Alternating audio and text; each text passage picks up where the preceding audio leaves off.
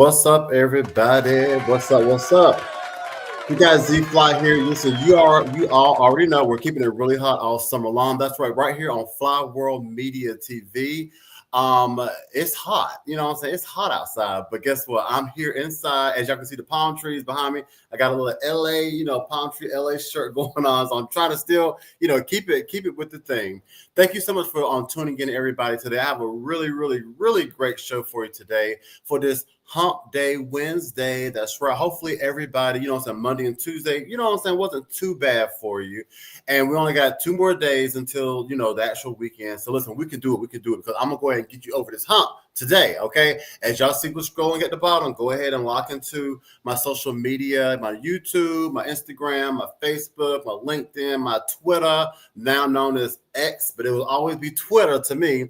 Go ahead and lock into it, and I will definitely be sure to follow you back. All right. So now let me go ahead and jump into my past weekend. So as you all know, hopefully you should know by now. If you don't, yeah, you need to catch up. But as you know, here at Fly Entertainment, I have a charity initiative called the Lavender Project, which raises awareness on women diagnosed or living with endometrial cancer. So this past Saturday, I was in Harlem. That's right, Harlem, Uptown. That's right, and there was a family day thing, and I was a vendor. I love a good old block party. I love a block party in Brooklyn or Harlem. To me, those are some of the best block parties. You know what I'm saying? Nothing against the other boroughs, but I just feel like Brooklyn and Harlem, definitely, come out with the best block parties. So yeah, I was set up with my vendor, had a really good day. The food was free. It was like 131st and 7th Avenue. Yeah, in that area. And they blocked off the they had the big bouncy blow up thing for the kids, had vendors, had people singing, had free food. Now it was like two segments of food. Like at first, it was just like hot dogs and hamburgers but with no fries. I'm like, how you gonna have hot dogs and hamburgers and no fries? But they had no fries. But listen, the food was free, so we're not gonna complain too much. But next time have fries. But then after all of that ran out, then later on they came out with the real food. Yeah, they had like chicken. Oh my God, they had everything. They had chicken ribs.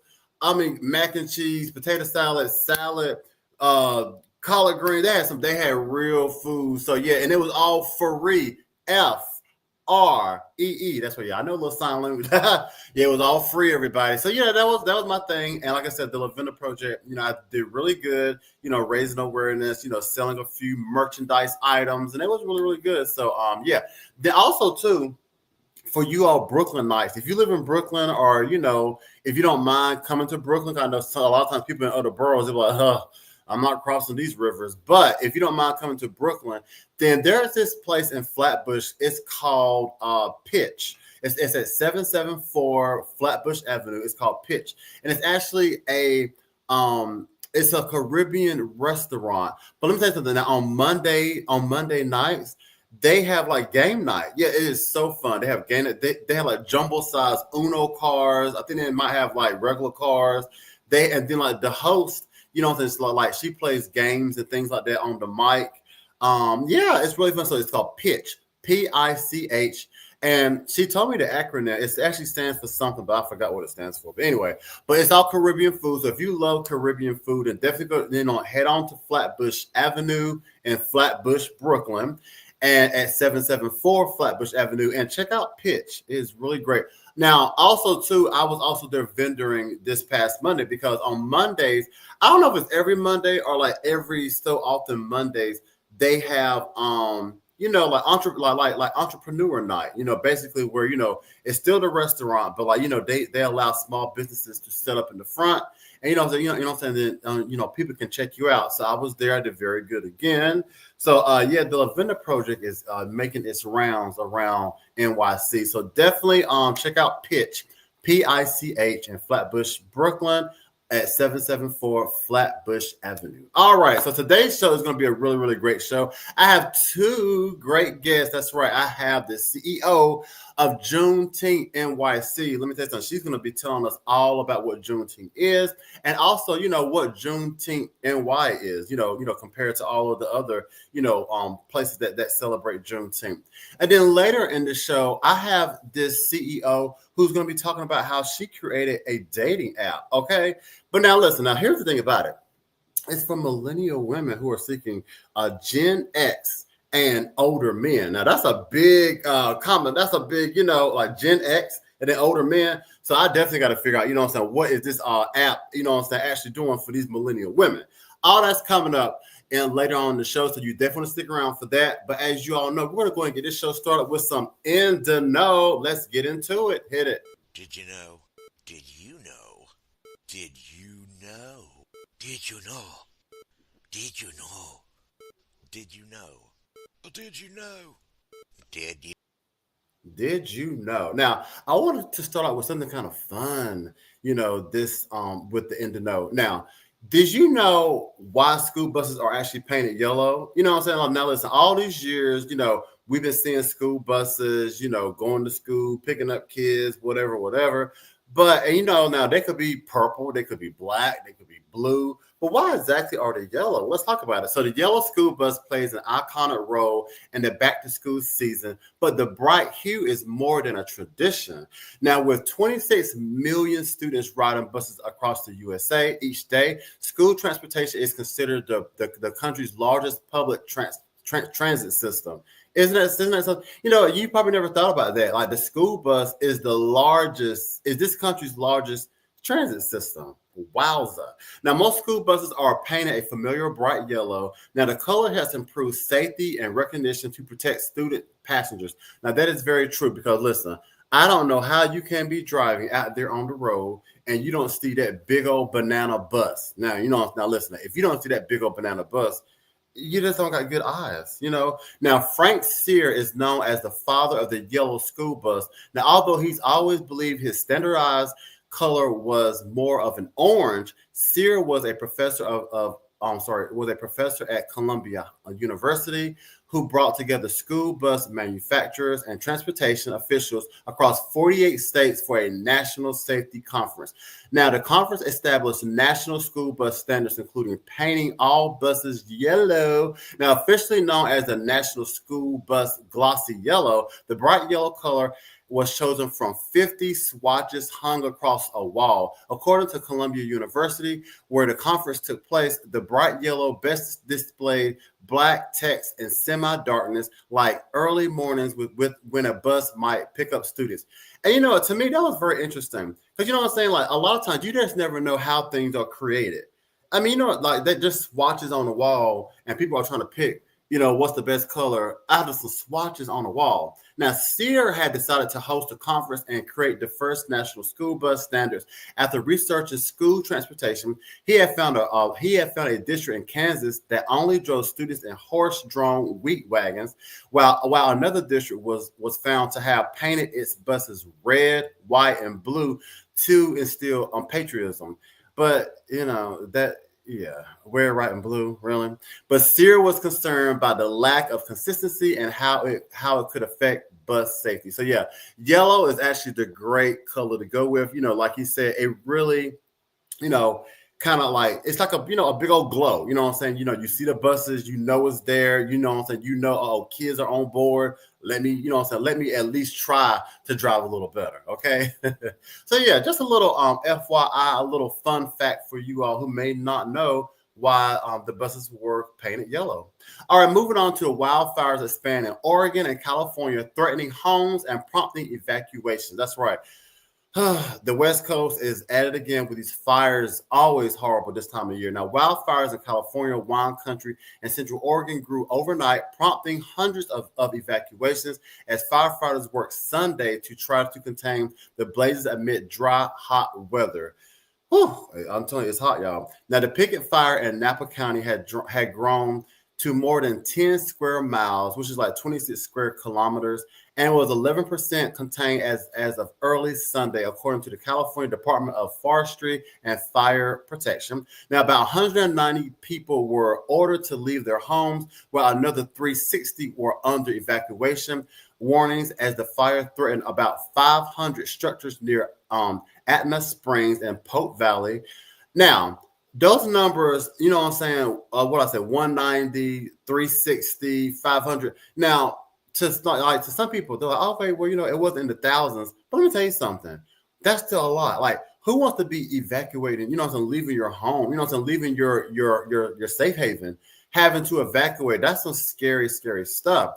Now, more than 1,230 firefighters, backed by 10 helicopters, were battling the fire, which began last Thursday. And after a week of extremely hot weather, the cause of the fire is still under investigation. But listen, I don't know, but I'm thinking that it could be this hot weather that what I'm saying, that started the fire. Hopefully, no one wasn't no foul play starting these fires, but I think that this hot weather could definitely be the culprit. Now, the fire began in the same area as much larger glass fire in 2020, which crossed into Sonoma County and eventually burned about 105 square miles, which is like 272 square kilometers, and more than 1,500 structures. Now, that fire was driven by wind, while the current fire is fueled by dry vegetation on steep slopes.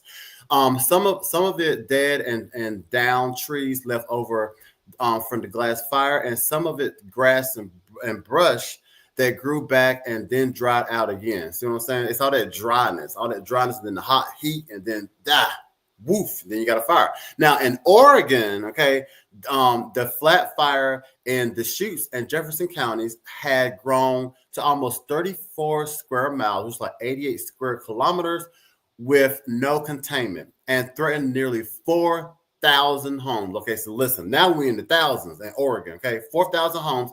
According to the state fire marshal's office, about 10,000 people were under some sort of evacuation. That is how, you know what?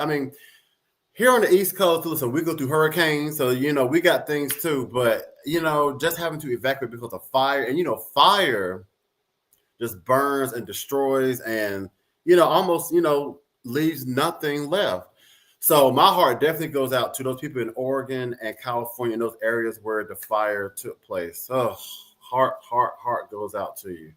All right, moving along to something a little bit more positive, actually a lot more positive. Now, have you ever wondered, how the Powerball actually worked? Well, the Powerball is up to 750 million.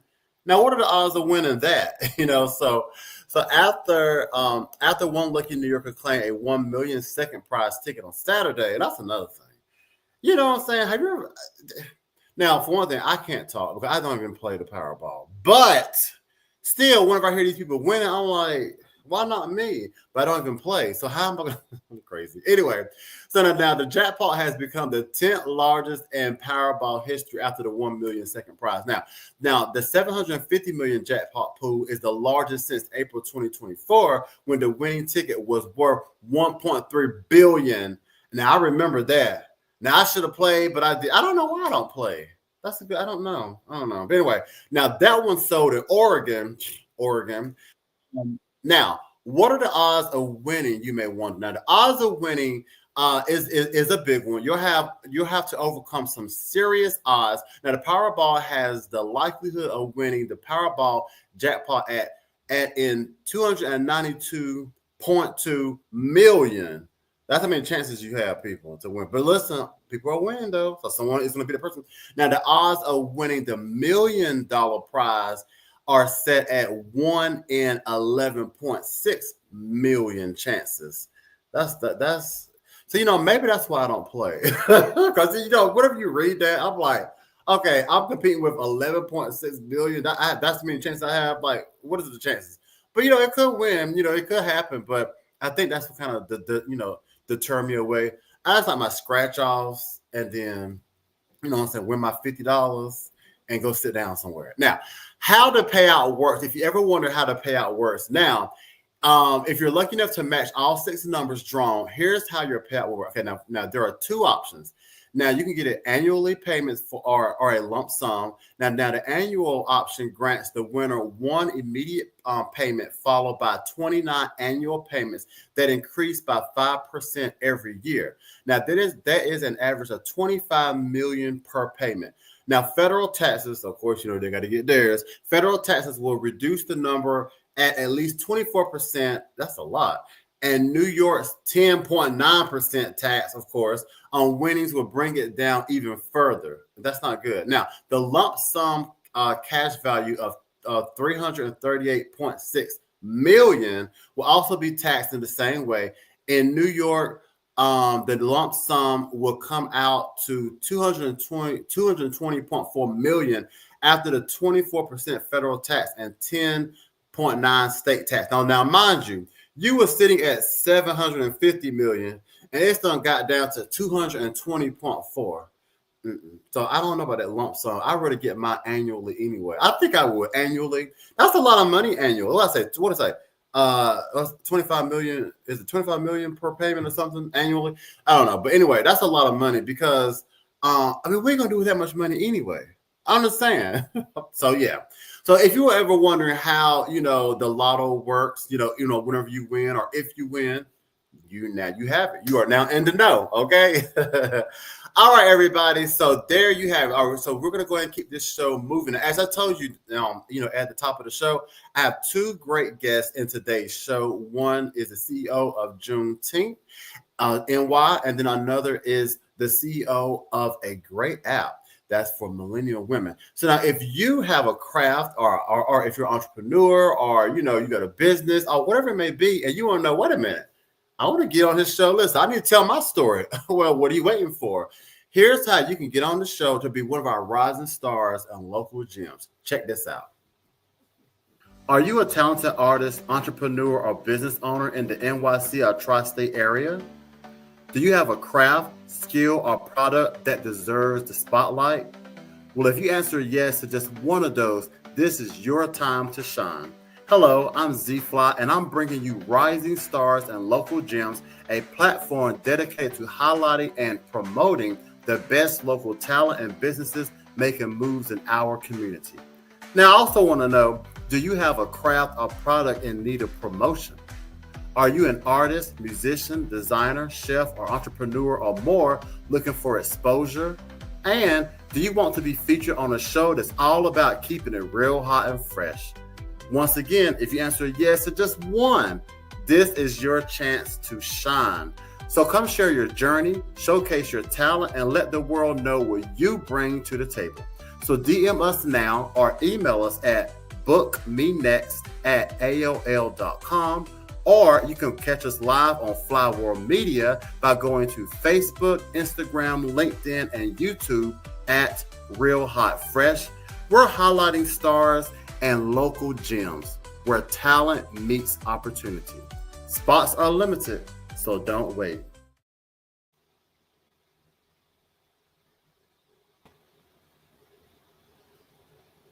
That's right, everybody. So, so if you want to be on the show, then you definitely got to go ahead and hit us up. All right. But now let's go ahead and get into my first guest of the Rising Stars and Local Gems. Hit it.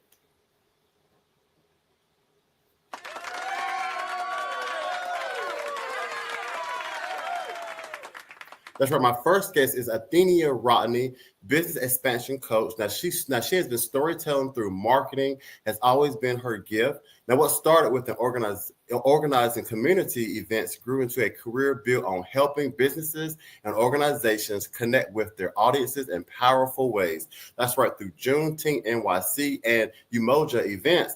She crafted cultural celebrations that not only honor heritage, but also showcase the power of strategic promotion and community engagement. Now, with AR Business Expansion, she coaches entrepreneurs and small business owners on marketing strategies that build visibility, attract opportunities, and drive growth, even when resources are limited. Now, listen, everybody. Now, listen. Now, she's more than, a business person. Now, beyond business, she's a woman of faith, a wife, a mom of 3, and a community leader who believes marketing is more than selling. Whew, this woman does a lot. So now let's definitely to talk to her. So let's welcome Athenia Rodney, CEO of Juneteenth NY, to the show. Come on, Athenia. Where you at? Hello. Oh my God! Thank you so much for keeping it really hot all summer long with me. How are you feeling? How are you doing? I'm good. I'm ready to get it. Let's get it. Yes, now listen. We're definitely going to go ahead and jump into it. Listen, after a bio like that, everybody definitely has an idea of you. So now let's go ahead and get into the CEO of it all. Because listen, whenever most people and myself hear CEO, we hear boss. We hear leader. We hear like you just ruling the world. So how does one become the CEO of Juneteenth and why? Tell us, how does that come about? Oh, how does that Why? work out? Let's see. A lot of hard work, a lot of sacrifice, a lot of late nights, a lot of people coming for your neck, your head. God, not the neck. All the way. Wow. So yeah, I mean that's really what I would say the biggest part about being a CEO is being able to pour into the people.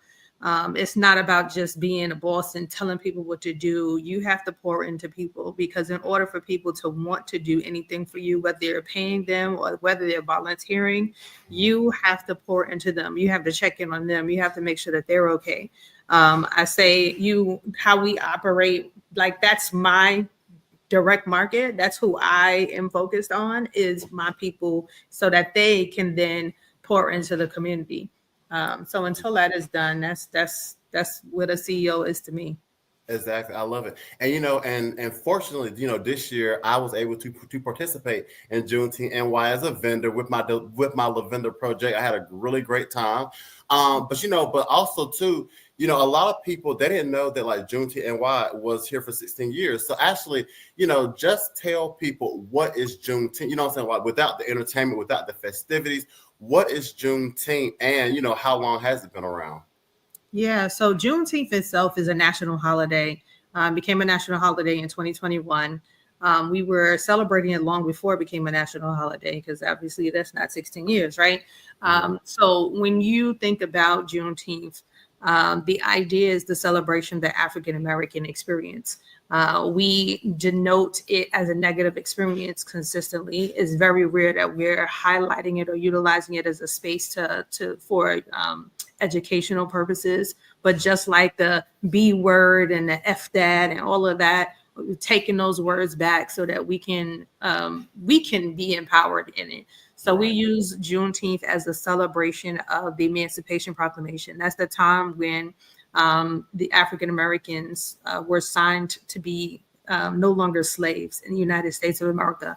But of course, because during that time, everyone was not on the same accord. All of the states were very piecemeal. So we had the colonies, we had the bordering states that were not all on par. So the West Coast took a longer time to come up, to catch up and to sign on to the Emancipation Proclamation. Texas was seen to be the last one, Galveston, Texas.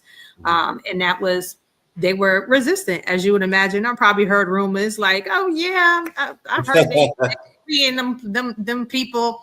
I need my staff, like I need them to work for free. Like I'm not trying to release my workers. And then it were actually some state troopers who were on their way to not even to Texas, but they were going to Mexico to help to fight a war down there. And they were rerouted because of a storm that was happening or brewing or coming their way. And they went through Texas. When they went through Texas, they saw what was going on. They're like, why are people still enslaved here? These people should be free. And that's when they basically, and imagine hundreds, not one, two, three, but hundreds of African-American people coming in on horses in gear. And they like, with guns, like what y'all doing, so that it's a different kind of idea or ideology when you think about what that looked like during that time. I always ask people, what do you think people did the first thing when they found out they were free? And a lot of people were just scared and they just stayed. And others were like, hey, I need to go find my family, because they had been torn apart and family had been sent. plenty of, different places all over the world. Mhm. And so they wanted to find them. And when they found them, they celebrated. And so that's where the Juneteenth, making it a jubilee, a time for celebration, a time for family and community coming in, and a time to be able to think about the future. What do we want to have happen for our future, our next 12 months? So it's almost like our New Year's.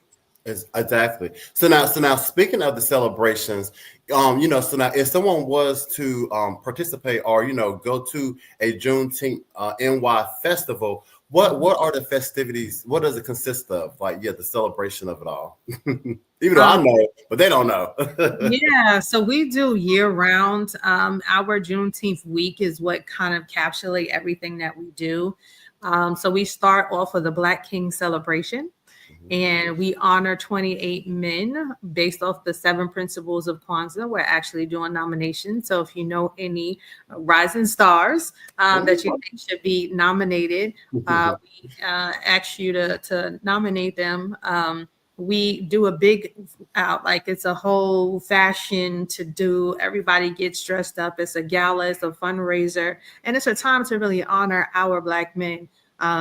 When I came up with the idea of having this gala for our men, people were like, oh, why are we doing that? We need to do something for the females. And like, not for nothing, there are a lot of things out there where we're highlighting the females and our accomplishments, and not to take anything away from that, but we need to highlight the men. If the men are the community base, if they're the ones, our protectors and all of those things, we have to stop taking the power away from them, and we have to do more to give them back their power and let them know that we are behind them. And that's really why I wanted to make sure that we were doing that, so that we can highlight them, so that they can do what they need to do. I always say, thinking about when we were enslaved, a lot of our men were taken out of their households because they were seen as cattle, right? They were essentially seen as the seed bearers. And my husband always makes jokes about this, but they are in a space where they would breed in one house, and then it would be sold to another house so that they can breed in that house. And so this is kind of where that idea of having multiple households where men they were taken out of their homes and they had multiple houses, right? That they had children in. That's one of the challenges that we forget. So we wanted to highlight that. So that's our Black King celebration. Then we have our festival day, which is a big to do. We have at least 3,000 people, 3,000 to 5,000 people who come out. We have about 800 vendors. We have community partners. We have a whole area just for our kids where we're teaching them different sports. So we have badminton, tennis, basketball, soccer, football, golf, you name it. We have it going on in that space. Then on the main area, we have a stage where we're highlighting some artists and performers. And I think you had a couple of people who came on here that you were talking to. So I'm really glad to see about those connections. And then really just elevating our community partners, our vendors, our business owners, our entrepreneurs, and making sure that they are able to experience what the relationship of exchange that we need to do more of in our community. And then lastly, we close out our week with our lunch and learn, which is our educational component, where we do a virtual summit for about 6 hours, where we just talk about 30-minute fireside chat conversations about things that are affecting us in the Black community, because there's so much to talk about and so much that we miss out on, that we are continuing to evolve that every year. That is very true. So now, unfortunately, but fortunately, this Juneteenth festival, it was a rainy day. But guess what? But the people, they still came out. They showed out. But but I guess even though it was a rainy day, overall, what was the results you were hoping to see or looking for, or maybe you saw them? What was the results you was looking for? So yes, it was a devastatingly rainy day. And I mean, I was the first time in 16 years that we've ever had rain like that. Usually we'll have an hour of rain and then everything is peaches and cream. We back to the sunshine and everything. But to still see people come out was one great thing, because what I kept saying throughout that day is that our ancestors, they didn't get the choice to decide if they were going to be outside, if it was raining, snowing, sleeting, hailing. or burning up hot. They had to be outside and they had to figure it out. And so I'm always like, we need to figure it out too. That needs to not be the thing that stops us. Elements are always going to be the element to celebrate and to honor, and to patronize people who were there and having fun, like really enjoying themselves. People were like doing their thing. People were partying. Music was playing. People were still dancing. Yep. People were still buying, eating food. The showcase and performances, the fashion show, like all of that stuff will on. So for me, when it comes to a festival, when I see success, the biggest thing is safety, making sure that people are safe.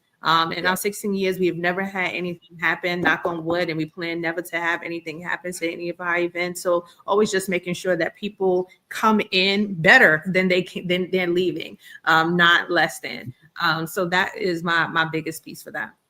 I love it. Now, now, Athenia, recently I was watching a show and they was talking about, the BET Awards, that comes on BET, BET Awards, highlight a lot of Black excellence and, on people, celebrities, whomever, CEOs, whatever. But it was interesting because one person who was Caucasian, there was the BET Awards. It was like, oh, can white people go to the BET Awards? Because, they're thinking, just for Black people. So with that being said, can anyone attend a Juneteenth event? Or is it just for Black people? Because, you'd be surprised. There's people out there who would think that. So is Juneteenth celebrations, festivities, is it just for Black people? Absolutely not. Juneteenth is actually for everyone to be able to come, because there are a lot of challenges with even in the Black community, right? We have African Americans. This event is the fight for African Americans to have their standalone moment, because they've usually been scattered in under everybody else, under African Americans, the Africans, under the Caribbean Americans, under the Latina Americans. This is an opportunity for African Americans to have a standalone moment. And this is a moment for us to be able to celebrate them and to come into the space and support them as well. So that does not exclude anyone from being a part of it. A couple of years ago, we actually had a theme that was all nations are one nation, where we had Egyptians, we had Greek, we had Russians, we had all of the sorts of in the different background people coming, doing performances and dances and stuff like that, and coming into the space. And I wanted to make sure to have that. And I think actually that was at the first year that the red man or orange man, whatever you want to call him, was in office. That we did that because it was a direct relative response to him and to what he was saying about trying to separate everybody. And again, where we're at now with this separatism, and trying to make individuals feel like one is better than the other. And it's like, no one of us is better than the other. So no, it is not just for African Americans. It is something that is open. Now, are we going to be highlighting other cultures? That is not necessarily what our focus is. But I can't say that won't be the case, because if someone comes in and they are truly a supporter, encourager, and they've done a lot in the Black community, I'm not going to take that away from them. Mm-hmm. Sounds good. Okay. Now, whenever someone like an entrepreneur or a volunteer or anyone who wants to be a part of Juneteenth, of the organization, what are some of those perks and benefits, that person will receive, being a vendor or entrepreneur, or, just wanting to join the organization? What perks and benefits do they receive?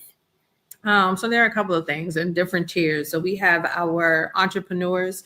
One of the things that was impressed on my heart to make sure that we do, especially when we're working with our entrepreneurs, is that this is the showcase. This is the day of the event is like the performance. Like you've been practicing for a while and then you get to the performance day. So that's not the end all be all. That's just the start for a lot of organizations. So leading up to the event, we do workshops, we do trainings, we do one-on-ones, we do coaching.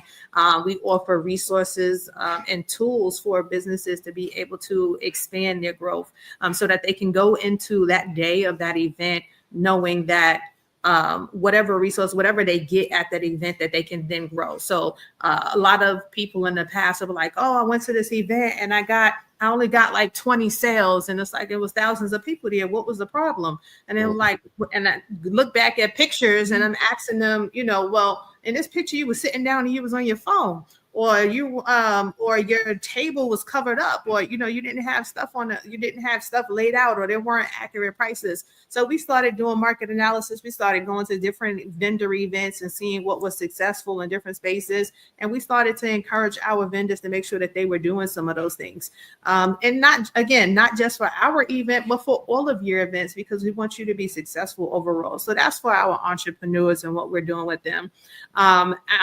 Outside of that, we have our advisory board members. They are typically business owners themselves that have resources. They may offer. So we have, like, for example, advisory members who are in PR, who are in marketing, who are in logistics management, who are event planners, things of that nature. So they may be honing, building their craft, looking to connect to some bigger institutions or organizations, do more corporate work. And this is just a leg where they can get reference, build their portfolio. And I do, again, like I said, I pour in. So I do a lot of connecting with them, connecting them to my resources, and letting them have conversations with funders and sponsors and all of those things. And we have real candid conversations about what goes on in building out an event like this. So people across the team know and understand that this is not a one-man show. And I know that this is not something I could ever do on my own. Right. And then we also have our volunteers. And that is something that we're building up as well, doing some workshops and training for our volunteers, because at the end of the day, we want them to be able to go, if they are volunteer individuals, some in the older space, some disabilities, some people who just love volunteering. We want them to walk away with a skill set, something that they can take to a job or another opportunity to say, hey, I have this asset and I'm a benefit to you. I'm always about how can I have people come into my space and leave better than they came in? Right. I love it. All right. Okay. Now, lastly, now, as Juneteenth continues year after year after year after year, now is part of the goal, to have people just celebrate it without always thinking of the struggle. Like, for example, like 4th of July, even though, they say that's Independence Day for America. But, a lot of people now, now that it's been happening for so long, a lot of people, they don't even look at it as Independence Day. It's just a holiday. Hey, listen, let's get some grill out. Let's get some hot dogs. So they're not thinking of Independence Day. They're just thinking of a holiday. So as Juneteenth continues, is part of your goal for people to just see it as a holiday, not really like, oh, this is the struggle, or this is what happened, or this is why we celebrate it? Or do you always want it, to always, be known for what it is? So funny, since we had been doing, when it became a national holiday, we were doing Juneteenth for about 10 years. All of the press came and found me, right? And they were like, Athenia, you've been doing this for a long time. Like, how are you excited about Juneteenth becoming a national holiday? And I said yes and no, right? Yes, because it helped to give us exposure as a community, because a lot of people just didn't know about it and weren't focused on it, didn't care to want to know about it. Now this forces them to learn about what it is, right? We do events at the Brooklyn Public Library, and every year people pushing through with their stroller, even though we're in front of the library with a whole stage and a whole DJ and barricades and everything. Right. And people, what is this? Why is the library closed? It's not what's going on. And we're like, it's a national holiday. And they're like, what holiday? I never heard about that. And we go, take out your phone, and I need you to look up Juneteenth. And then you can read about what Juneteenth is. And they're like, oh, I never heard about this. And I'm like, it's like 4 or 5 years and you ain't never hear about it. Where you sitting in the rock somewhere? Anyway, so part of so that's the why I say yes. The no is because yes, I am nervous and scared about the fact that it will just become a day that people will just be like, yay, I'm off, I'm gonna do whatever I want to do, I'm gonna go do some grilling and all that other stuff. So I am very big on impressing upon everyone the best way to celebrate Juneteenth is to learn something new about yourself, about your culture, about the culture in which African, and it don't always have to be about the enslavement. Like, we don't want to be constantly beating each other down, but there are so many great things that African Americans have done, so many things that we built, so many, like, we touched and built almost every major increment of this United States of America. Okay, we built the White House, we built the Capitol, we built the tunnels, we built the bridges. Like, I can go on and on and on. The Statue of Liberty. So, like, there are so many things that we have had a major impression on, that it's time for us to think about that. Dr. Martin Luther King is great, Malcolm X is great, but they're not the only people that represent the Black community. There you go. Say it. We have to do a lot more and go deeper every single year. And with our children, sit down with them, like do all of those things that matter. Mm-hmm. That is so true. Oh my God, everybody, this is my great guest, Athenia Rodney. Be sure to follow her, as you see at the bottom, right here at Juneteenth. Any last words or anything you want to say about AR business expansion, Umoja events, or Juneteenth NY? Any last yeah. Last. Check this out. I mean, the AR business expansion is really a tool that we created for our Juneteenth partners, our vendors. A lot of them were struggling with how to market their business, how to get their name out there. A lot of businesses are solopreneurs, and it's very difficult to be able to manage so many different things and to see it all. And if anybody watches or follows like Pinky Cole from Slutty Vegan, she was one of those individuals, and she'll talk to you about it all the time, about how she didn't have her, her finger on the pulse, right? So things were happening, business was closing down, money was leaking in out of different places, and she just wasn't aware of it. She didn't have eyes in all the different places. So this platform that I created allows you to have eyes in a lot of different places about your business, and your emails, your social media, and that's all your social media: TikTok, your Facebook, your Instagram, your LinkedIn pages, all of it. And then your emails, and even all of your profiles. So like if you have a Yelp page, if you have a Google My Business, like it keeps you present to everything. It sends you a text message and an email. And if you download the app, it'll also do notifications so that as soon as something comes up, you know what's happening. And it makes it a lot easier for you to be able to automate the processes. So we're offering 30 days free for people to be able to utilize our platform. All you got to do is go to arbusinessexpansion.com.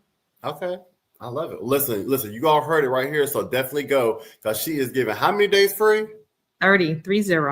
A whole month, y'all. Listen, how can you lose? All right. Once again, I want to thank you. I want to thank you so much, Athenia, for keeping it really hot all summer long with me, and also just explaining Juneteenth and what it all just really breaking it down, because like you said, and like I say, a lot of people are still really confused about it. So thank you so much for being here on the platform, breaking it down. Thank you so much.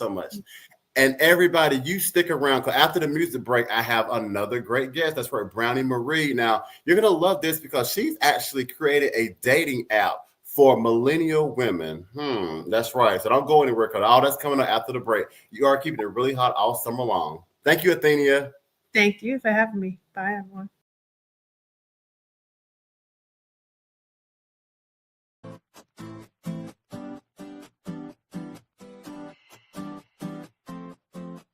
New day, fresh start, clear my mind.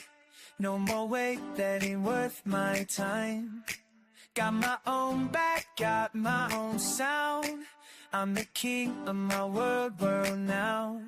No regrets, no looking back. I lost myself, now I'm back on track.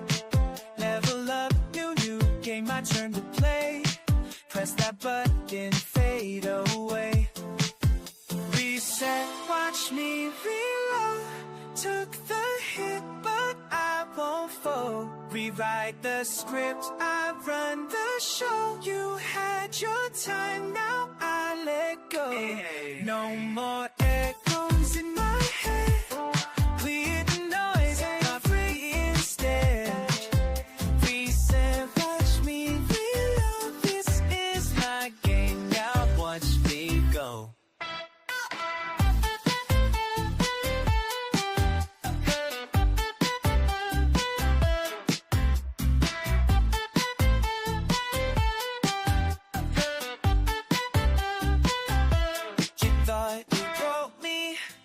Thought I'd fall, guess you don't know me at all.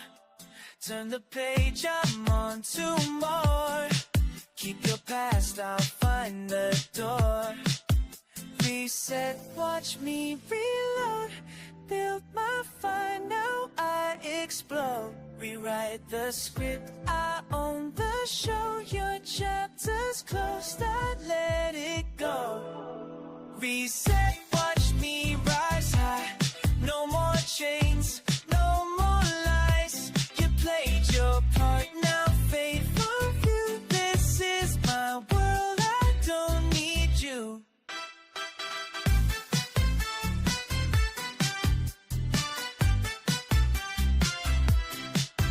Reset, watch me reload. This is my life, I'm in control.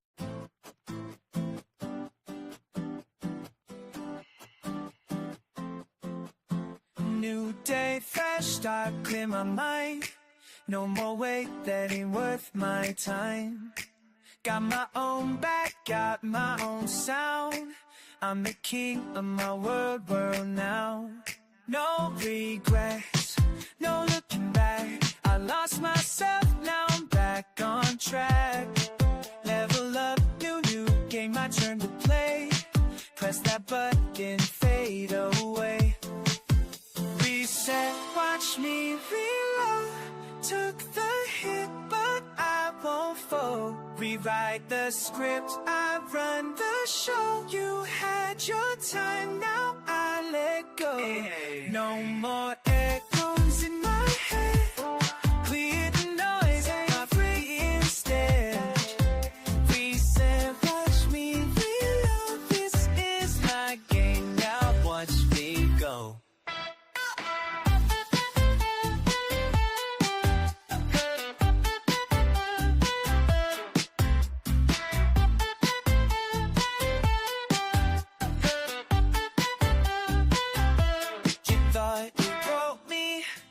Thought I'd fall, guess you don't know me at all. Turn the page, I'm on to more. Keep your past, I'll find the door. Reset, watch me reload. Build my fire, now I explode. Rewrite the script, I own the show. Your chapter's closed, I let it go. Reset, watch me rise high.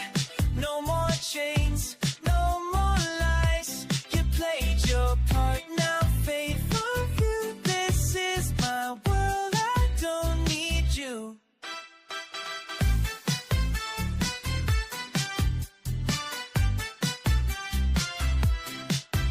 Reset, watch me reload. This is my life, I'm in control.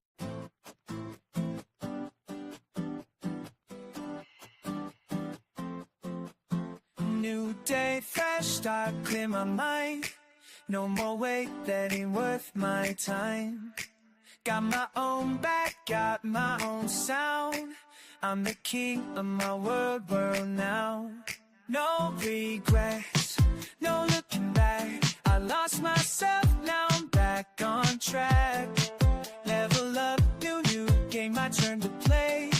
Press that button, fade away. Reset, watch me reload. Took the hit, but I won't fold. Rewrite the script, I run the show. You had your time, now I let go. No more echoes in my head. Clear the noise, I'm free instead. Reset, watch me reload. This is my game, now watch me go.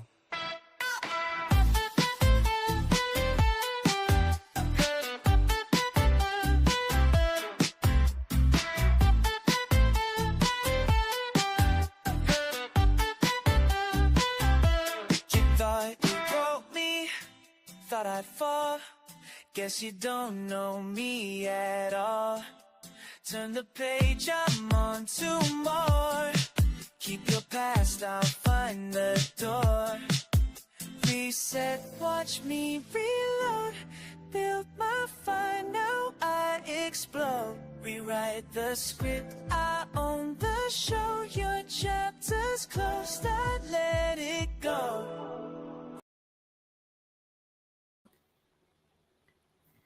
Welcome back, everybody. You are keeping it really hot all summer long. Wait a minute now. Listen, after that interview, listen, I done got a little disheveled. There was so much great information going on. I want to thank so much to Athenia Rodney for definitely sharing so much about Juneteenth and why. But guess what, everybody? Right now, you are still Fly World Media of it all. And we are still in the realm of rising stars and local gems. That's right. So I'm going to definitely go ahead and get into my next guest on the show today. Now, she actually launched a dating app last year in NYC and have since expanded to New Jersey and Philadelphia. Now, she began her entertainment career as a model, as you probably all can see from the photo. She was a model, event host, and blogger, and co-founding the urban news site mediainthehood.com. The one and also too, so now she has Brownie LLC. Now, Brownie LLC, today we're going to talk about Fox Hunters Club, which is a subsidiary of Brownie's Marie LLC. Now, the one-of-a-kind niche is millennial women seeking serious relationships with Gen X and older men. That's the dating app. So right now, I definitely want to go ahead and welcome my next guest to the show. Brownie Marie, where are ya? Where are you? Come on down, Brownie Marie. Hey Z, thank you for having me. Oh my God. Okay, listen. Now, before we even start this interview, we got to give the people a little bit of background. So listen, now I told you all that that she did event hosting. That's how I knew her. Listen, she and I used to be in these streets of NYC, going to different, clubs or events, you know what I'm saying, interviewing people, networking. And now look at us now. Listen. All the way up. All the way up. Oh my God. So good to see you, Brownie. So good to see you. Now, first of all, wait a minute now, because I know that you be everywhere. Are you in California? Are you in New York? Where are you at? I'm down in the Philly area. It's like South Jersey. See what I mean? You know what I mean? I knew she was somewhere. Well, I'm so glad to have you here. Thank you for keeping it really hot all summer long with me today on the show. I'm so excited. I'm so glad to reconnect with you. You look amazing, by the way. Haven't aged a day. It's been like a decade. Oh my gosh. Listen, don't say even too much. Not a decade. Okay. All right. Now listen, let's get into it because listen, you have so many people curious, along with myself, about this dating app. Now, first of all, I know that Fox Hunters Club. Tell us a little bit about that. Now, that's under the umbrella of Brownie Marie LLC. Tell us a little bit about your company. What's going on? Yes, we launched last year in New York City. Mm-hmm. As you mentioned, thank you for the intro. We are the first and only dating app for millennial women seeking serious, non-transactional, non-sugar baby relationships with older men. So I'm targeting millennial women because I want women like 30 and up. I'm not targeting Gen Z or college kids or people trying to figure it out because I kind of leans into like the college girl sugar baby dynamic, which I want to avoid. That's what makes my app unique. And for Gen X, that's about a 45-year-old man on up is what I'm looking at. Okay. So now tell us now, what inspired you to create like a dating app? Like, why a dating app? And then also too, how do you feel that this niche fills a gap in the current dating landscape? Great. I can actually answer both questions with the same answer because it is what I was looking for and couldn't find. It was COVID and I got back on dating apps, had time on my hands. I was also looking to start a new business. So I got on all the mainstream apps. Most of them are owned by the Match Group, you know, Hinge and Plenty of Fish and The League and all of these, OkCupid. And it was skewed so young. So many people were like in their 20s. And I'm like, I'm past that. I'm not looking for someone even in their 30s, really. Because for me, the maturity thing has always been an issue. Right. Where men my own age just weren't at my levels of how I always felt growing up.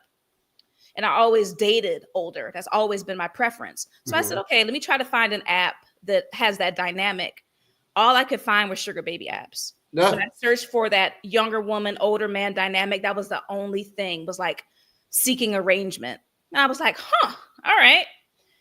I have never been a sugar baby. I said, maybe it would be fun. Maybe it just means your man is generous and he likes to, you know, gift you things and pay your rent. I'm not turning down somebody paying my bills. Right. But no, it was very transactional. It was very like, can you come over on Friday? And I'm like, sir, like we just met, haven't been on a date, haven't chat. it was very transactional, really turned me off. So I said, there has to be something else. And when I couldn't find it, I decided I was going to do it myself. This is a huge glaring gap in the market. And I know I'm not the only one that has that preference. It's such a thing, since the beginning of time, having that dynamic with the older man and the younger woman. Mm-hmm. Exactly. So now let's talk about those challenges. Now this is a unique app. Now you said that this is one of a kind, correct? That's right. So if it's one of a kind, it's unique. Now what challenges did you face with launching and developing this app? Then also too, do you find it hard to keep the app what is what it's designed for? How you say it's designed for millennial women seeking a specific type of guy. Are there like some of everybody trying to get onto the app? She's like, yeah. Yes. Let's talk about everything you just said. Exactly. And shouts out to Athenia. She was amazing. I definitely want to connect with her. Yes. But she talked about that being a solopreneur, being a solo entrepreneur. So many struggles on top of the normal struggles you have as a business owner, because it's all on you. And I don't have someone to pick up the slack if I need a break. I don't have someone to help me make a decision. I have to make the decision myself, type of thing. So I rely on my network, of course, and I have some folks in the industry I've connected with. But at the end of the day, it's my business. I'm the only one. Some of the challenges have been around me not being an engineer, me not having a coding background.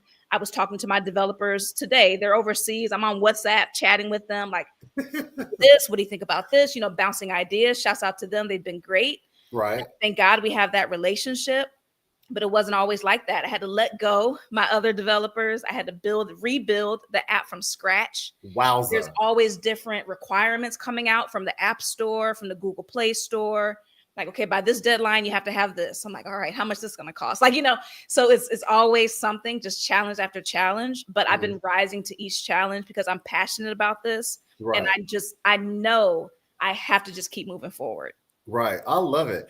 So listen, you out here playing Cupid in a sense with people. Now, okay. So now I definitely want to ask, what I'm saying? Because you are, trying to help a specific women, the millennial women, find specific guys.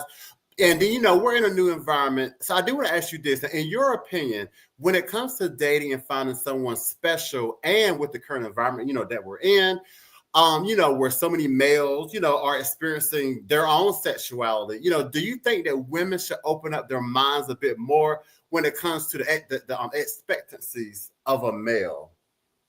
I would say you have to be very clear about what you want. As you said, the times are very much changing, just from 5 years to another 5, not even generationally, but even just smaller than that. I think a lot of that is tied to social media and to the amount of information that we're consuming from around the world. So you're getting diverse perspectives all the time and able to open your mind that way. But I think folks need to be really clear about what they want and what they don't want, because when it becomes like a free for all, I think that's how you kind of get to where we are now, where folks are just staying single, folks are having trouble finding partners, or they're breaking up, or they're divorcing, etc. You have to be very clear about what your intentions are. So if you're interested in someone that is maybe more fluid, or whatever their situation is, or if that's the way that you are, that needs to be communicated right up front. And why waste someone's time? When you realize that something isn't a match or it's not working, it's time to move on. Going back to your other question about how to keep not everyone, the free-for-all aspect, from being on my app, I have to be very intentional about the messaging over and over. I have to say, it's not for sugar babies. It's not, no, you're not asking for money. I will block you. You'll be banned. Goodbye. You're not asking for gifts, like all of that. And I encourage my members to self-report also. Let me know so that I can take care of it too. So it really is that conversation. We're just opening people's minds to, I can date someone older and it doesn't mean that he's rich. It doesn't mean that, he's going to take me out on like extravagant trips and give me purses, and he just met you, and why should he? And it's tacky to be asking for money. So that conversation is not really being had. We're in this culture of like that get the bag and hustle, get it, girl, get what you can from him. Like there's a time and place. I'm talking to women 30 and up. Like, honey, you still playing these games? How long are you going to be playing these games? No, nothing lasts. What do you really want? Right. I mean, you want to be an escort forever? Ooh. No shade. Mm-mm. But is that what you want? Let's make a decision here. Okay. Let's make a decision. Yeah. Okay. Now, Yes. sex work is work. Sex work is work. It's work. Let's It's make a work. decision It's now. definitely 'Cause I work. know I have plenty of ex-sex worker friends, etc., and now they're trying to figure it out and scramble Mhm. because now they want to settle down, have kids, etc. See, it is decision time. Decision now- time. So now TikTok, one thing, TikTok. yeah. Now one thing I love with what you're saying is because see, we're also in this environment where everybody's supposed to be included in everything. But see, so how would you deal with those people who feel like yours isn't as inclusive? Oh, well, hers is only for this. It's not inclusive. Oh, she's being prejudiced and all that kind of stuff that people love to say these days. You know what? It is a niche app. That would be my response to them. It is Okay. not for everyone. Right. For example, a lot of the mainstream apps that I used to be on, there were 20 different options for what you were looking for. Mm-hmm. Are you looking to get married? Are you looking to hook up? Are you looking for just friends? Do you want to hang out casually? I don't have those options on my app. You are on my app because you're looking for your partner. You're looking for your one. There's not 20 different options to filter through. There were so many times I would be swiping on those apps like, oh, he's attractive. It would take me a while to find someone attractive. So then I'm like, oh, he's attractive. And I start to read through the profile. And I'm like, okay. And then I notice that one line, I'm just looking to hang out. Right. Oh, you just wasted my time. You're on apps for hours chatting people and spending your just to hang out with people. Isn't it something? Come on, man. Like we have hookup apps. Right. We have apps just for sex if that's what you want. Mhm. Why are you on an app talking about relationships and all you want to do is hang out? That's all they want So to do. no, we are exclusive Okay. for a certain age range is what I'm targeting. I don't block people from signing up if they're in Right. their 20s or something, but that's not my target market. Got you. That's what I'm targeting, and I want people who want serious relationships. So there is an Sounds option good. in there to say seeking to date men or women, like a bisexual option. There Mhm. aren't any other options other than that as far as like gender identities and sexual Mhm. identities. Right. And I don't see myself going that route because Okay. a lot of kind of the messaging and the niche that I have is more of a traditional approach. Got you. Sounds good. All right. So now looking ahead, and how do you see your app shaping or influencing the way people view intergenerational relationships, and what are your future plans for its growth? Great question. And I am excited to open people's minds around what intergenerational dating looks like, what age gap dating looks like. That assumption of, oh, is that his daughter? Like, no, maybe that's his partner. I've dated Right. older guys for a long time. People will ask you that. Oh, is this your daughter? Oh, see. Like, and I always have like a little quick comeback, like, no, but I call him daddy. Like, something just to kind of knock them off their game a little bit. Because how rude and like Exactly. presumptuous to ask. And also, I had a woman comment on one of my posts. Well, what's the point of dating an older man if he's not rich? Mm. Like, so you think the man loses his value when he reaches what, like 40? Like, you think 45 is the same thing as like him being 100 and he is like nothing? Like, it was a very weird exchange, but I respect her for giving her opinion and letting me know, wow, there are people who actually think this way. So you think men get like a pot of gold when they turn 45 or something? Like, what's going on here? For me, my experience, I was treated better. I am treated better. I got engaged. Okay. Treated better. Less problems with the honesty, communication piece, what you're looking for, the type of BS that I went through that my friends and family go through, tell me about, where men pretend they want something and they really don't, pretend they want to get married and they don't, or they have a bunch of women on the side or whatever. A man that gets older and reaches a point of maturity where he's not about the games, where Right. he's been there, done that when he was young and stupid and has grown out of a lot of that crap, Yeah. wants something more. He knows the value of what a good woman can bring to the table. Like, there's such value in that, just getting past that you need to grow up stage. You don't have to be stuck with him while he grows up, talking about Right. he has potential. Nah. Right. Nah. Have somebody who has met. Have you reached your potential? Well, honey, if you have, you can meet a man who has also met his potential, Mm-hmm. who has stepped into it. Mm-hmm. You don't have to pull someone up and raise them like they're your son.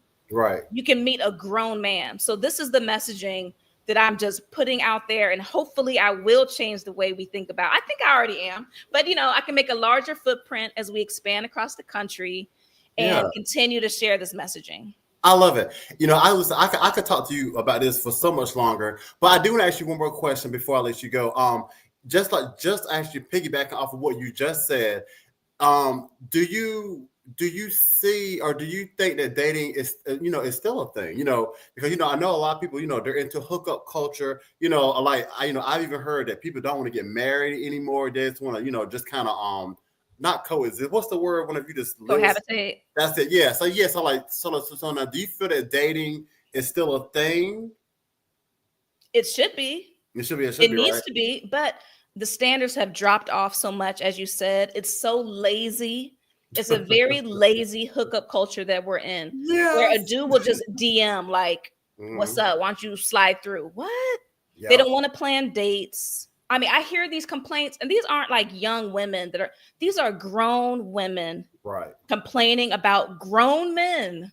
Don't want to go on dates, don't want to talk on the phone. They just want to text, don't want to plan anything. They just or just playing around. Right. Doesn't take any next steps. You don't meet their friends, you don't meet their families, you don't talk about the future. What are we doing here? How long? How much time are you gonna wait? Decision time.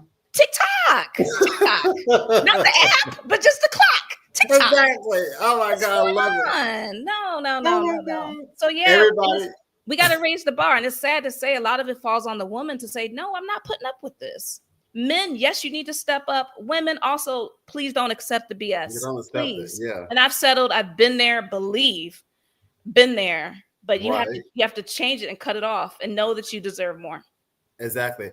Everybody, this is my guest, Brownie Marie of Brownie Marie LLC. She has the Fox Hunters app. Now, let everybody know, where can they find you? Well, even though it's at the bottom, let them know a little bit more where can they find you. And also, the app, is it available on Google Play, Apple Store, all that? Let them know the deets.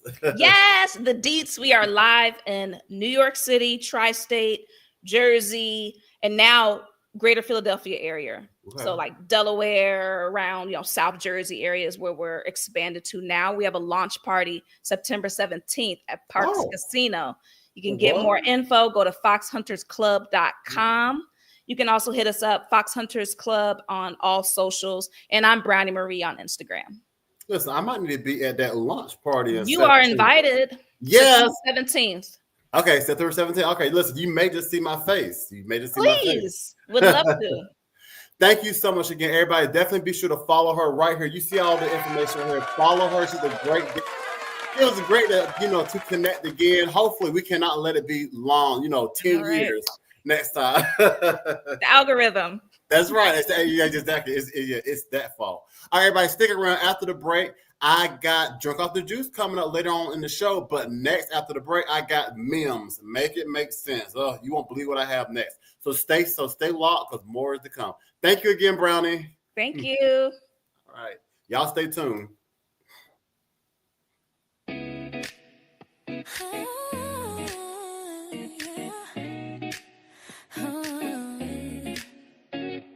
Heat across the skyline, burning red and white.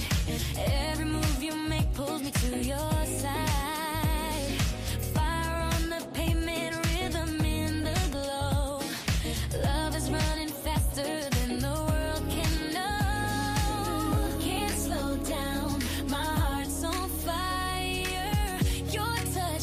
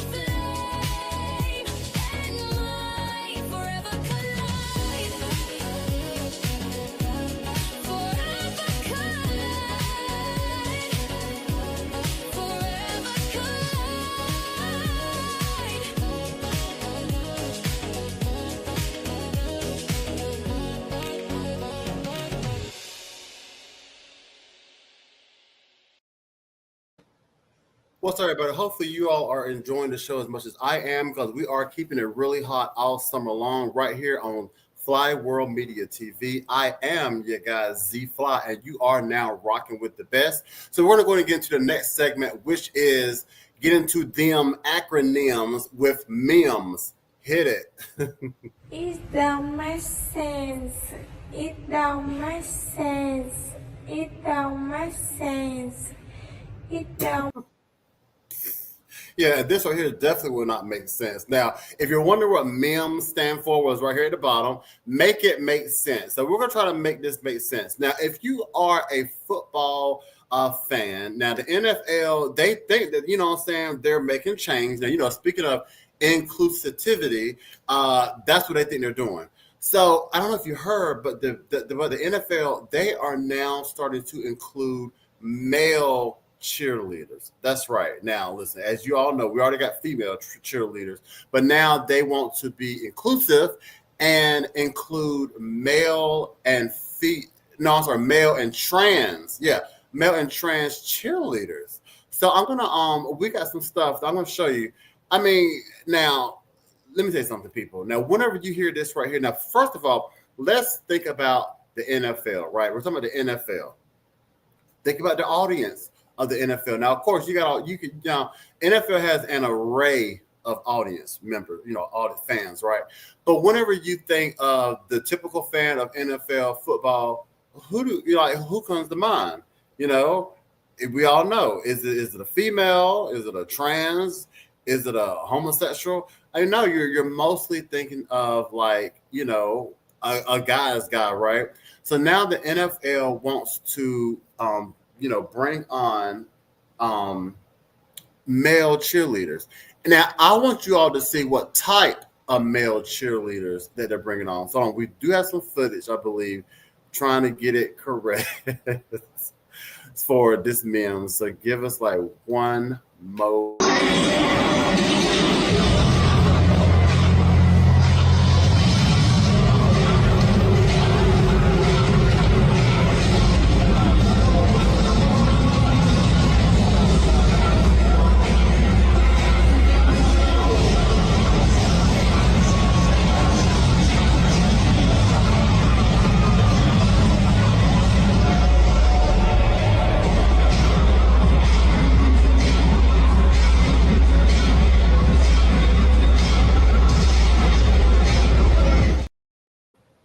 Now, listen, I'm not going to say too much bad about it because, listen, obviously he was definitely keeping up with the female. But see, my thing is this right here.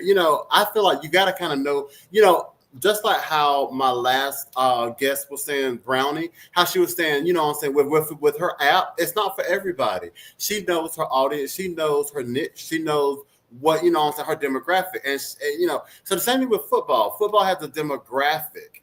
Of course, football is for anybody, but still, it's kind of it's a very fine line. It's blurring the lines a little bit. Where now they're trying to have males, and not just any type of male, like feminine males out there on the field, cheerleading. Now, if like some college, I think like colleges, they have male cheerleaders, but the males are still male. They're not really showcasing or displaying femininity. They're they may be there to pick up the female cheerleaders and things like that.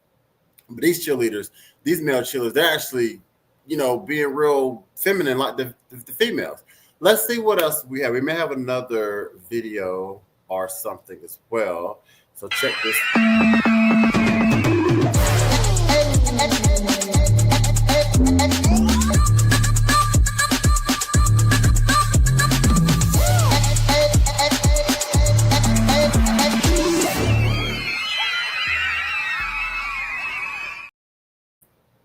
Okay, now he or she, well, we'll say he, was very into it. You see, he was wearing a Vikings jersey. So, yeah.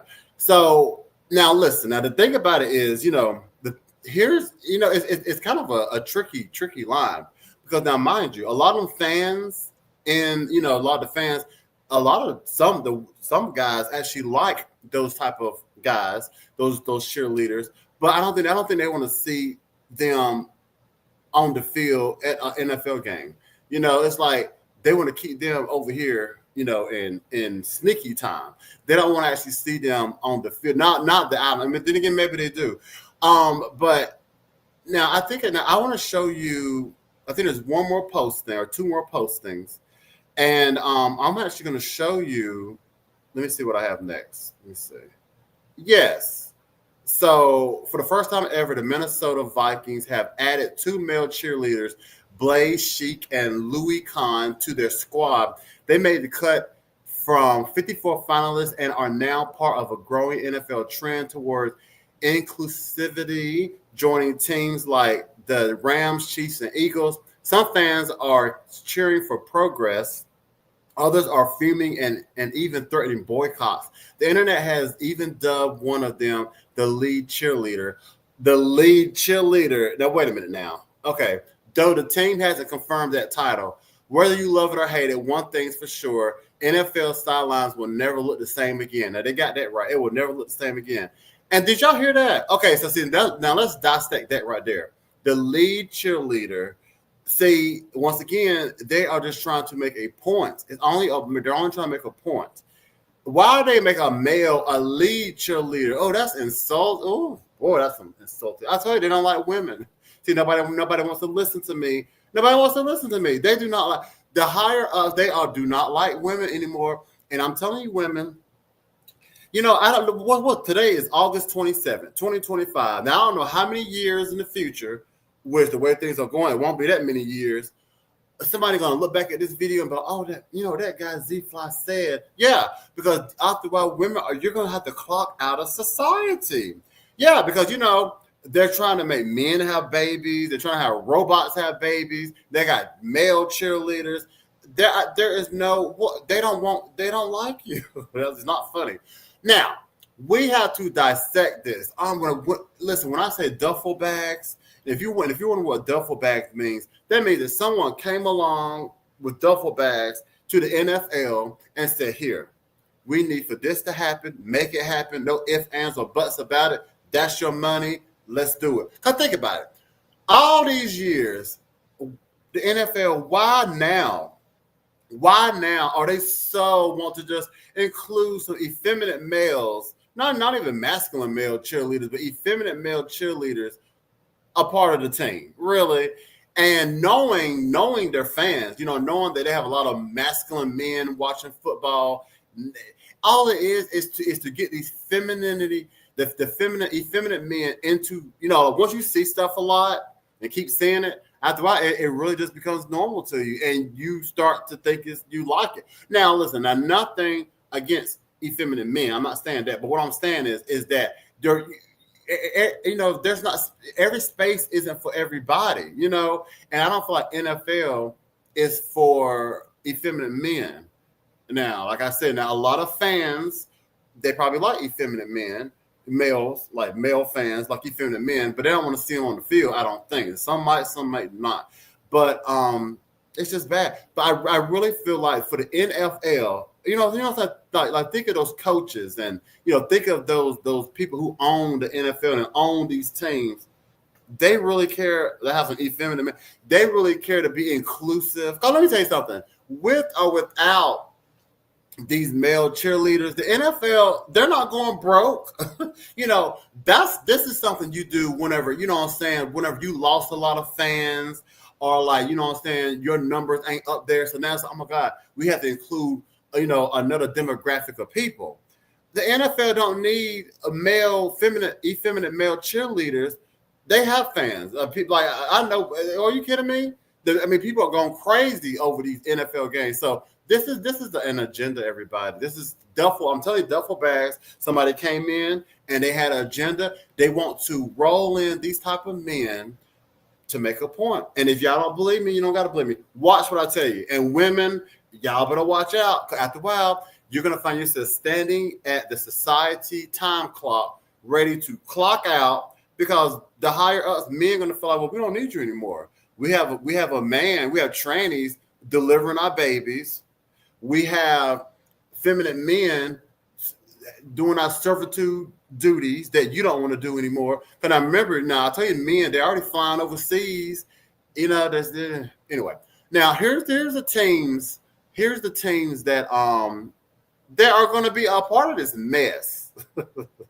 Let's show this thing where all these teams are here. Where is it at?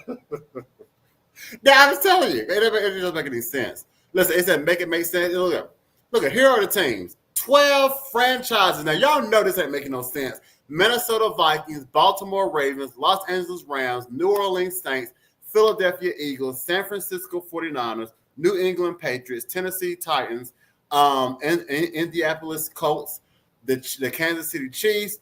Really, the Kansas City Tampa Bay Buccaneers, and the Carolina Panthers. Now, y'all know, come on now. Y'all know that this is, y'all know what this is. So listen, we made this make sense today because we already know what it is. It's duffel bags. Those 12 franchises, yeah, it's all in a, really, you already got female cheerleaders. And you mean to tell me that these teams care so much about having some male cheerleaders? I'll never believe it. Y'all could never convince me of that. Okay. Anyway, yeah. Where am I? I'm sorry. So yeah. All right. So there you look at this thing right here. That's a trainee right there. Justine Simon Lindsay is making history as the first openly transgender cheerleader in the NFL with the Carolina Panthers. I mean, you know, talk. Her journey isn't just about breaking barriers in professional sports. It's about paving the way for future generations to see that they too can chase their dreams without limits. Isn't that something? Well, yeah, I guess they can chase their dreams without limits. Whenever you have an unlimited duffel bag of money, as a trans woman in a space that hasn't always been inclusive, and another thing, Justine stands as a shining example of courage, authenticity, and the power of living your truth. Living your truth. Don't you love that? I love that, especially when it comes to a trans person. Live your truth, but yet you lay down in a lab and had everything that was originally you transformed, mutated. But you talking about living your truth. Ugh.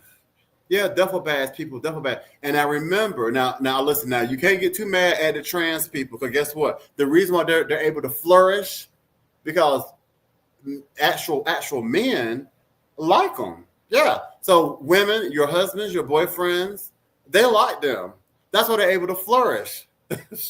She's not just cheerleading for her team. She's cheering for every person who has ever felt different, unheard, or underestimated. Did you hear that? So people, if you feel different, unheard, or underestimated, that means that you're really the opposite sex. Make it make sense, people. Okay. I think we got a music break. We'll take a quick music break, and then we're gonna get this drunk off the juice. And then I gotta go. All right, so stay around for a drunk off the juice next. And you're keeping it really hot all summer long. Don't go anywhere. Calling all guest hosts. What's up, everybody? It's your guy Z Fly, and I want to keep it real hot and fresh with you. Now, do you have what it takes to bring the real talk to the table? Here's your chance to co-host alongside me in our exciting segment called Real Talk. Now, I'm looking for dynamic, passionate, and fun individuals to join me on air. Now, if you got the vibe and the voice, I want to hear from you. Okay, it's really easy to apply. All you got to do is submit your picture, submit a short bio, and either your Facebook, X, or Instagram handle to book a host at flyentertainment.media. Now, this is your chance to shine and share your perspective on some of the hottest topics today. Now, let's make it real hot and freaky fresh together. I can't wait to see what you bring to the mic. So apply today. All right, everybody, time for Drunk Off the Juice. Here we go. All right, so Missy Elliott reportedly settles lengthy copyright lawsuit minutes before trial kicks off. Now, if you're like me, I didn't even know that Missy was in a trial. But listen, when it comes to money and music and all that, oh yeah, you'll be in court. Now, Missy Elliott has avoided a legal showdown in court after a 7-year legal battle with producer Terry Williams, who claimed he co-wrote some of her iconic '90s tracks. The rap legend settled the dispute shortly before the trial start. Now, this case has been brewing forever, and at one point, it even saw Aaliyah's name dragged into the complaint. Here's a breakdown of what happened. Now, here's what happened, everybody. Now, the details of Missy Elliott's ongoing lawsuit. Now, for 7 years, Missy has been tangled in a lawsuit with Terry Williams, a former collaborator who swore he co-wrote 4 songs for her per hot new hip hop. Now, these tracks were reportedly from her group Sisters in 1994 album. For all of the sisters around the world, Terry claimed in his complaint that Elliott published their joint work without giving him credit or royalties. Now, he even mentioned Aaliyah's 1996 song Heartbroken in the suit. Now, alleging he was entitled to compensation and credit, but the court rejected his request. Now, in August 2024, the U.S. District Judge Niza Alejandro dismissed Terry's claim about Aaliyah's song because he waited over 2 decades to raise the issue. I don't know. How you gonna wait that long to try to now sue somebody? These people are crazy. Anyway, now here's the reason behind the long delay in Missy's lawsuit. Now Terry continued to fight for recognition as a co-author on the Sisters tracks, as well as damages for breach of contract and compensation for what he called unjust enrichment. Now, Missy, on the other hand, claimed that she had written, the songs on her own while staying firm on protecting her legacy as a songwriter. Now, the dispute carried on with Terry representing himself after his lawyer reportedly bailed in 2019, during which time some claims against record labels and Timbaland were also dismissed. Now, by August, jury selection was about to start in a Philadelphia federal courtroom, but on August 22nd, a settlement was reached, saving Missy from a trial altogether. So congratulations, Missy. Listen, you ducked that, girl. I tell you, I didn't know what's going on. Woo! Next on the list, on the juice list, is Britney Spears, people. I don't know what's going on with Britney Spears, but she flaunts figure in nothing but knee-high boots after sparking fan concern. Now, listen, if any of you all follow Britney Spears on her Instagram, you probably see, all of her postings now.